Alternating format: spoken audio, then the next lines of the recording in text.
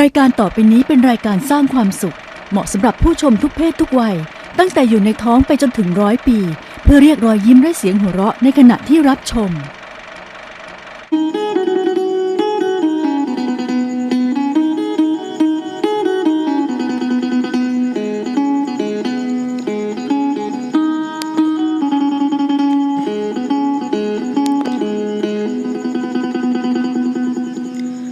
อายก็มี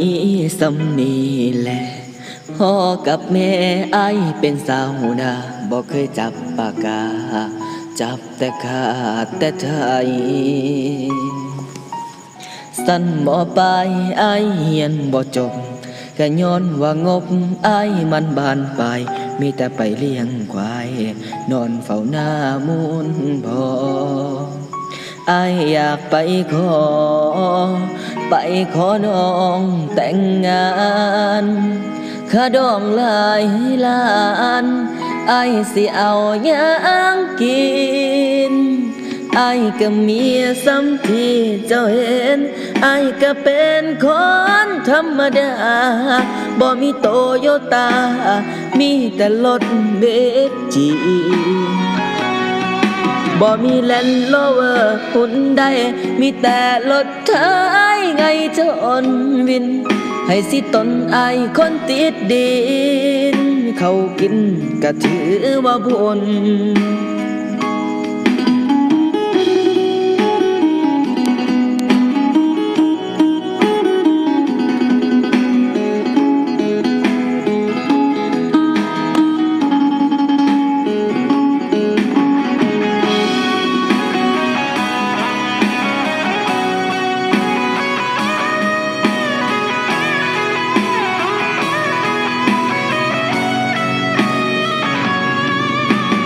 อายบ่กล้าสูญคิงเจ้าดอกคนบ้านนอกด้อยนามสกุลคงบ่มีบุญได้อุ้มเจ้าเข้าเฮือนหอก็ได้แต่ขอให้เจ้าเห็นใจสิเฮ็ดจังใดอายเงินบ่พอสิขายหน้ามุงพอก็ย่านบ่มีข้าวกินอายอยากไปขอน้องแต่งงานค่าดองหลายล้านอายสิเอาหยังกินอายก็มีซ้ำที่เจ้าเห็นอายก็เป็นคนธรรมดาบ่มีโตโยต้ามีแต่รถเวทจีบ่มีแลนด์โรเวอร์หุ่นใดมีแต่รถไถไงจนบินให้สิตนอายคนติดดิน